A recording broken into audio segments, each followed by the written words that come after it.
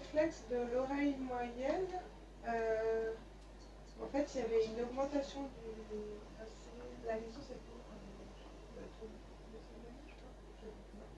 Et donc, on a vu qu'il y avait une augmentation du réflexe suivie d'une diminution du réflexe après exposition au styrène, je crois.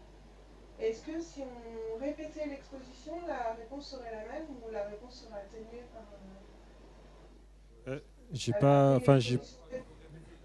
j'ai pas bien compris la fin, mais alors...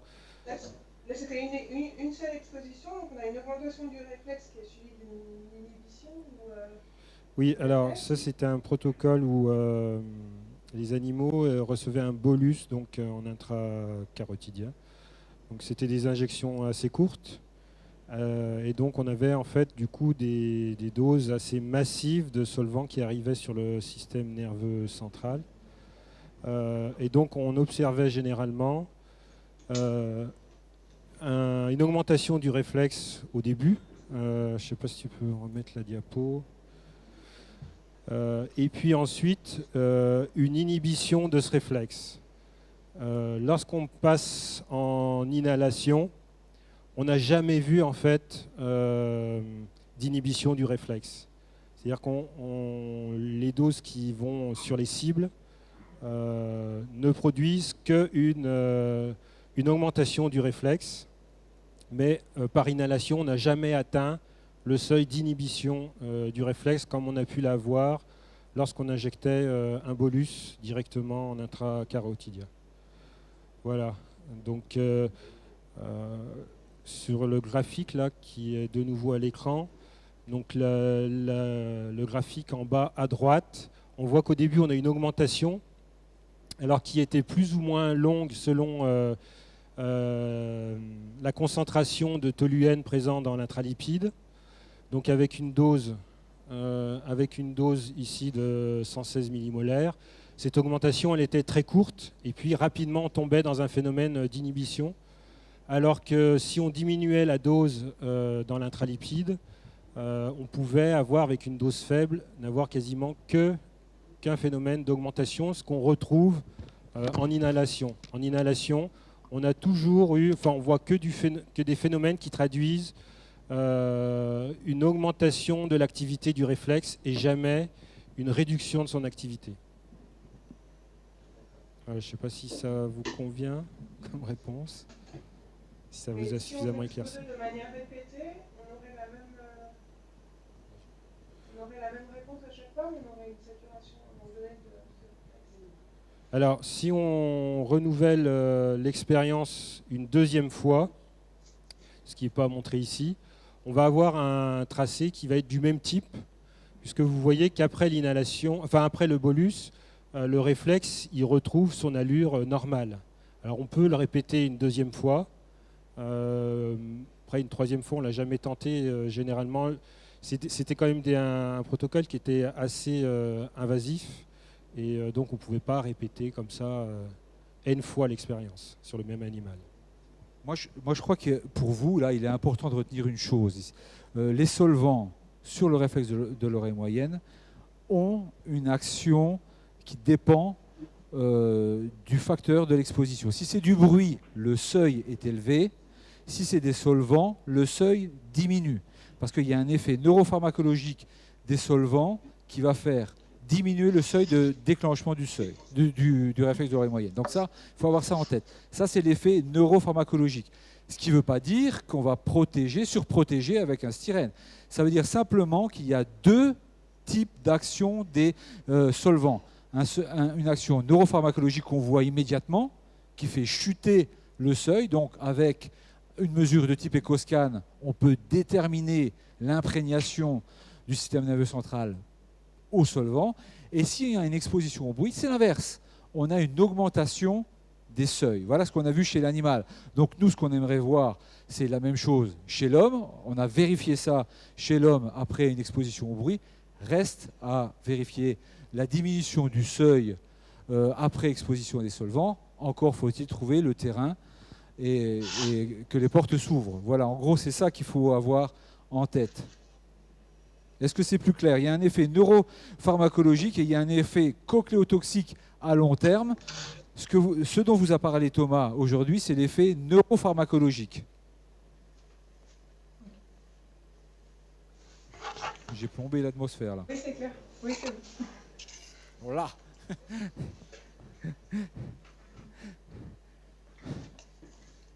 Sinon, d'autres questions? Allez Vincent. Il y a un micro, on va t'en donner un, oui.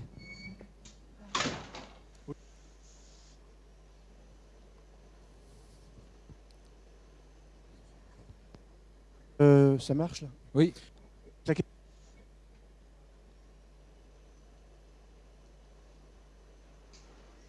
Oui. Et notamment sur les problèmes de... On n'entend pas. Hein. Non, il faut que tu... Voilà, on a un micro. Faut se lever. Ah, comme ça va. Oui. Oui, quelqu'un a dit on ne peut pas tester tous les produits. Non. Et puis en plus, on voit qu'il y a des interactions entre Oui. plusieurs produits. Donc la question, c'était sur la stratégie de recherche. Comment est-ce qu'on fait pour cibler, pour se dire, tiens, en prenant ces deux produits-là, j'ai des chances que ça soit utile, soit pertinent. Comment est-ce que vous faites pour... Très bonne question, Vincent. Très bonne question. Choisir, D'ailleurs, je m'empresse d'y répondre. On a exactement eu la même démarche, la même pensée que toi. C'est pour ça que Ludivine Vattier, qui est présente ici dans la salle, essaye de construire un modèle qui va pouvoir déterminer l'impact des solvants, toute une famille de solvants, en ce moment on fait les aromatiques, sur le réflexe de l'oreille moyenne, avec une exposition au bruit. Donc quand elle aura fini sa thèse, on pourra dire, voilà, toute cette famille de solvants réagit de telle façon. On va pouvoir même classer en fonction de paramètres qui sont soit chimiques, le log de P, ou tout simplement l'architecture chimique, c'est-à-dire est-ce que l'importance du groupe méthyle autour du noyau est importante, s'il y en a deux, est-ce que l'action est encore plus importante. Voilà, on essaye de modéliser l'action des solvants sur le réflexe pour pouvoir prédire, lorsqu'il y aura des substitutions, les cas de coexposition plausibles. Et ensuite, elle fera des solvants de type chloré, ce qui permettra d'élargir nos connaissances à une autre famille d'agents chimiques.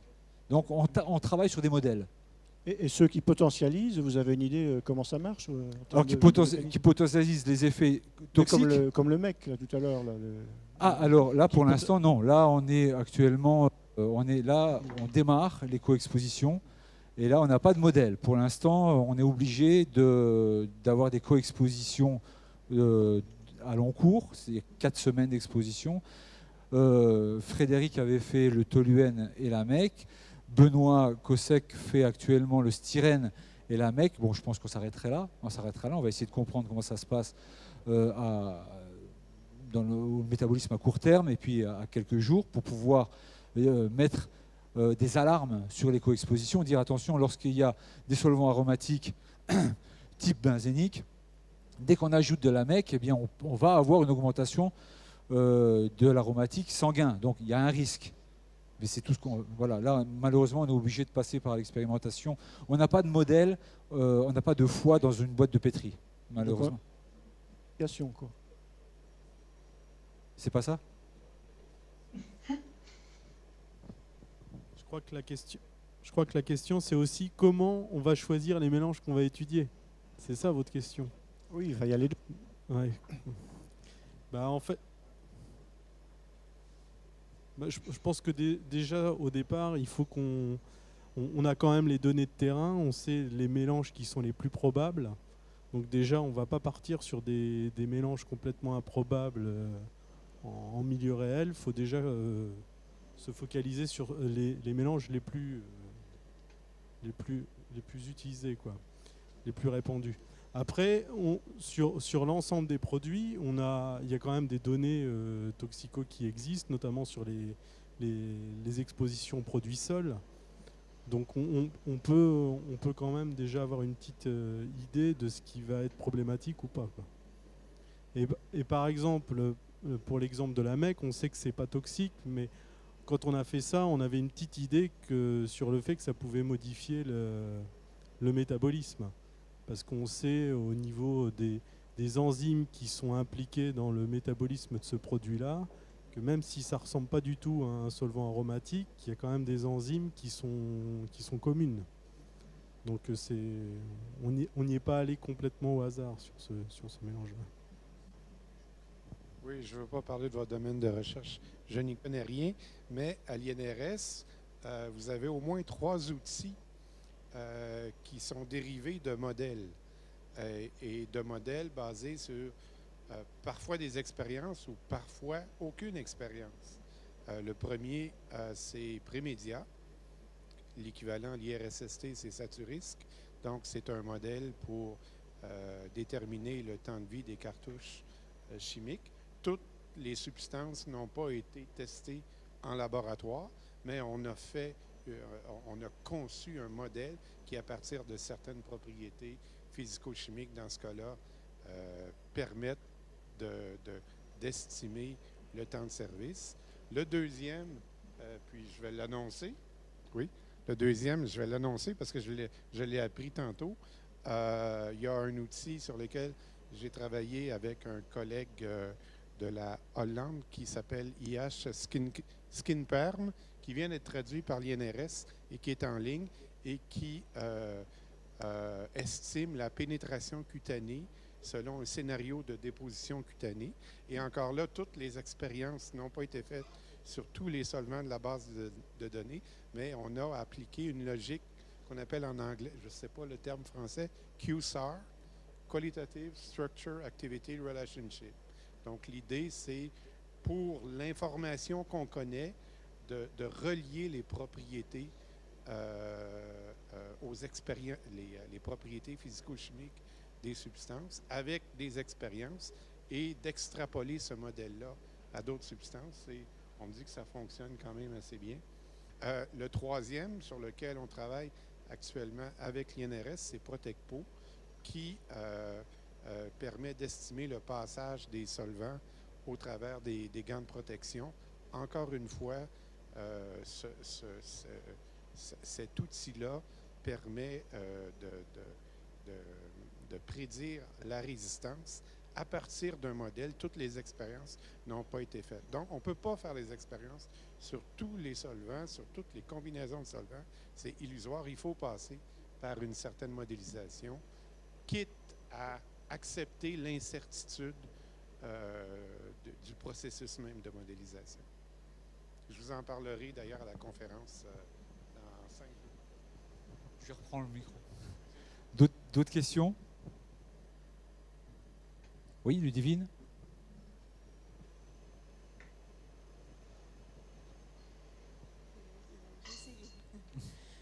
Oui, c'était pour revenir sur les bruits impulsionnels de la présentation de tout à l'heure. En fait, tu parlais des valeurs pics qui te gênaient parce qu'ils rajoutaient 2 dB ou 3 dB selon. Mais en fait, on ne sait pas comment elles ont été calculées, ces valeurs. Oui, alors là, ça tombe bien. Alors en plus, il y a nos collègues acousticiens qui sont là. Alors, je pense que c'est important. Je dois avoir ça quelque part. Attends.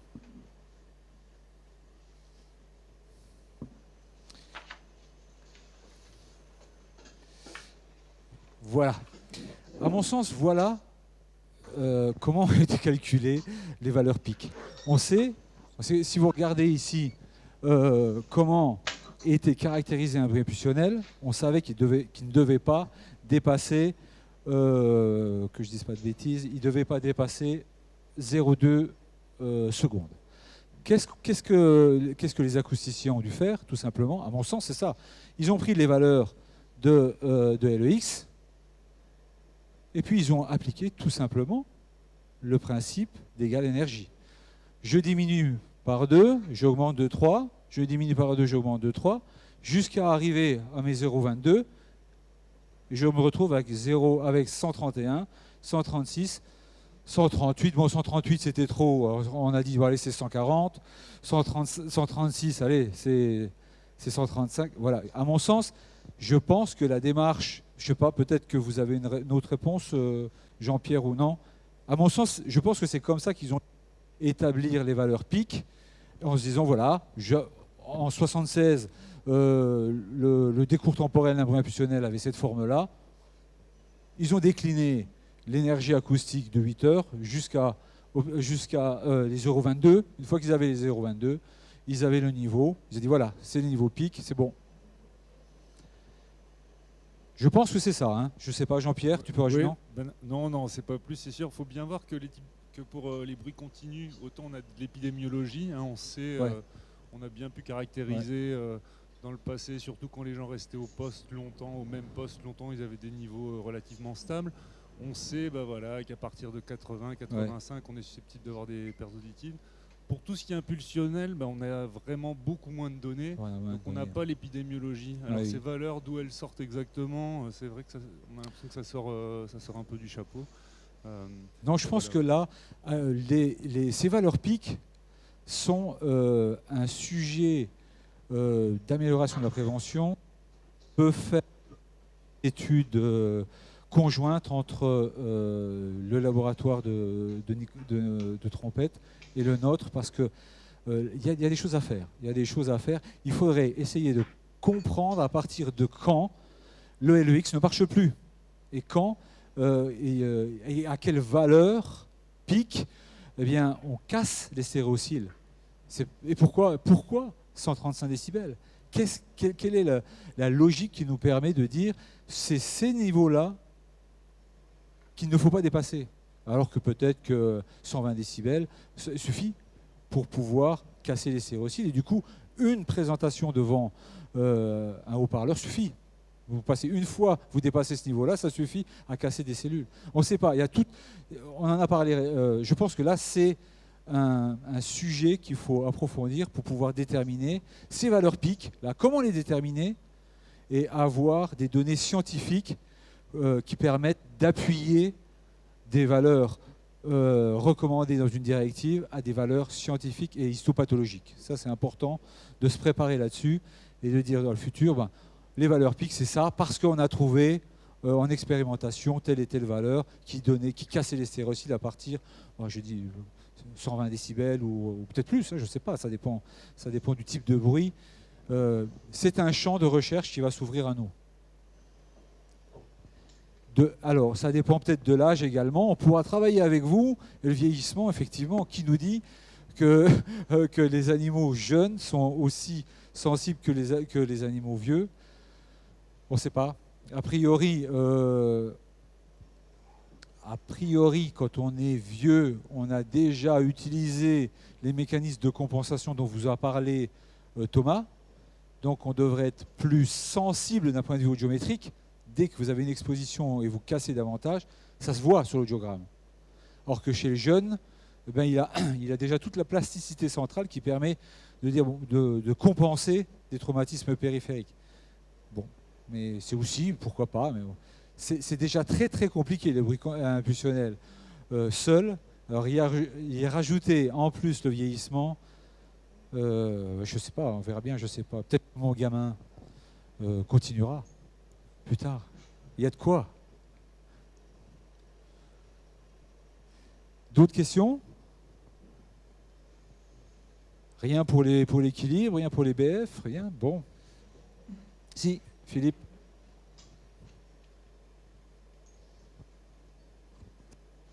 Ah, c'est bon, on m'entend. Oui, alors c'est peut-être une question de vocabulaire, parce que je ne sais pas si je dois bouger, c'est bon. Voilà, nous, dans le cadre des bioaérosols, on est confrontés à des salariés qui sont exposés à des aérosols contenant des agents microbiens ou des composés d'origine microbienne qui vont avoir un effet sur la santé tantôt allergique, irritant. Est-ce que, en étant exposé de la sorte, on rentre dans le champ, on va dire, de la thématique multi-expo? Philippe, j'ai oublié d'en parler tout à l'heure. Je voulais dire justement. Je t'en veux pas. Il est clair que les bioaérosols ou peut-être les moisissures ont des pathologies et fonctionnent même comme des aérosols assez classiques et ont des pathologies qui sont des pathologies respiratoires, d'irritation, voire d'allergie. On pourrait très bien imaginer qu'on les rajoute par exemple dans Mixi, ça serait très simple comme une substance avec des valeurs guides qu'on a construites ensemble et qui arriveront plus tard. Il est tout à fait envisageable et à mon avis en termes de prévention même intéressant d'indiquer si on a des substances qui présentent des risques vis-à-vis des poumons, et qu'on a en même temps des bioaérosols qui ont le même type d'effet, évidemment d'alerter les salariés et les préventeurs d'un possible effet additif de ce genre de polluants. Donc ça rentrerait tout à fait, ça serait même très simple de les rajouter dedans. Il faudra avoir une valeur guide et une bonne définition de l'agent biologique. Merci.